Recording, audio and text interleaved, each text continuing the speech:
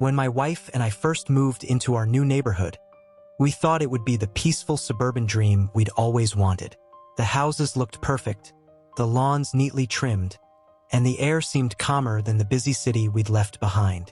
I had no idea what kind of trouble was waiting for us, all thanks to the infamous HOA. From the very first week, we noticed something off. There was one guy, let's call him Frank, who strutted around like he owned the entire block. He wasn't on the police force, but he carried himself like he was the law around here.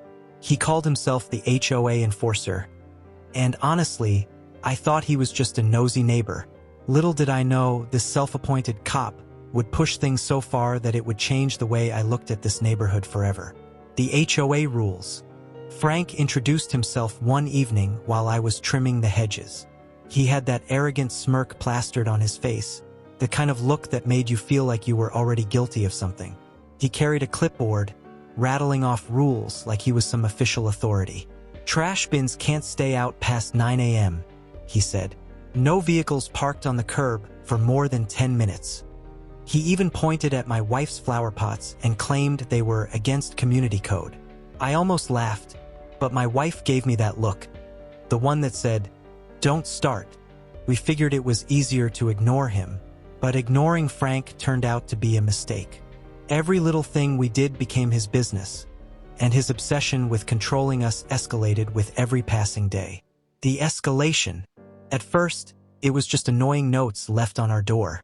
Then came the late-night knocks when he claimed our porch light was too bright. Once, I caught him taking photos of our car in the driveway like he was building a case against us. My wife stayed calm, but I could see it was bothering her. The final straw came when Frank actually walked into our backyard without permission, claiming he was checking for compliance. I nearly lost it, but my wife, being level-headed, pulled me back inside before I did something stupid. She told me, "Don't worry, he's just a bully. He'll push too far eventually." I didn't know how right she was. That eventually came sooner than either of us expected. The confrontation. It was a sunny Saturday afternoon when everything exploded. My wife was unloading groceries from the car while I was inside fixing a shelf. Suddenly, I heard yelling from the driveway. I rushed out and froze at the sight. Frank, the self-proclaimed HOA cop, was standing there with a gun pointed straight at my wife. His face was twisted with rage, and he was shouting something about us breaking community codes again. My heart stopped. All I could think about was her safety. My wife, though, didn't flinch. She stood tall, her eyes locked on his. I had seen her calm in tough situations before, but this was different. The reveal. Before I could say or do anything, my wife's voice cut through the chaos. Calm, firm, and full of authority, she said, "Frank, put the weapon down now." Frank scoffed, waving the gun like he was in control. That's when she reached into her purse and pulled out her badge. The shine of that sheriff's star caught the sunlight, and for the first time, I saw Frank's confidence falter. My wife wasn't just my partner in life. She was the sheriff of our county. Frank had no idea who he was messing with, and now it was all crashing down on him in real time. "The arrest. Drop it. Now," my wife commanded, her voice carrying the weight of authority. Frank hesitated, trembling slightly, but still tried to act tough. That ended fast when the sound of approaching sirens filled the street.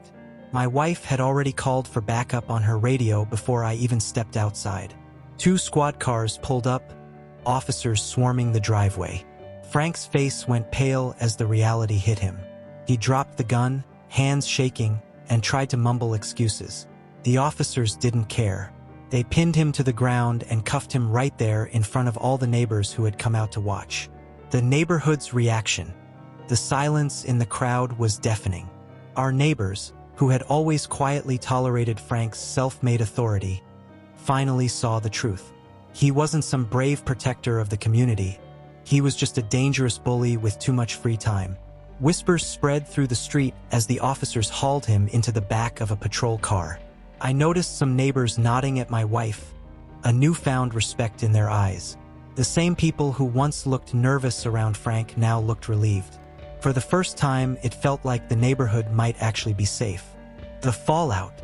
Later that evening, after the chaos had settled, the HOA president knocked on our door. She looked embarrassed, almost ashamed, as she apologized for Frank's behavior. Apparently, he had been a problem for years, but no one had dared to stand up to him.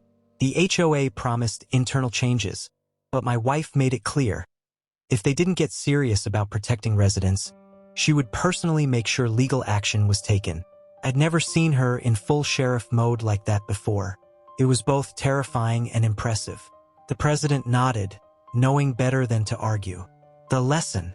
Looking back now, I can't help but laugh at the irony. Frank thought he was the law of the neighborhood, but he ended up pointing a gun at the one person who actually had the badge and authority to stop him. My wife didn't just save herself that day. She saved me, and probably the whole community, from a disaster waiting to happen. Living here has taught me something important. Real authority isn't about shouting the loudest or carrying a weapon. It's about protecting people, standing up to bullies, and doing the right thing, even when it's hard. And thanks to my wife, this neighborhood will never forget that lesson. This was just one of many wild neighborhood stories. If you enjoyed it, make sure to hit subscribe and turn on the bell, because here at QZ Stories, we bring you the craziest tales of revenge, justice, and neighborhood drama every week. Don't miss the next one. It might just be even more unbelievable.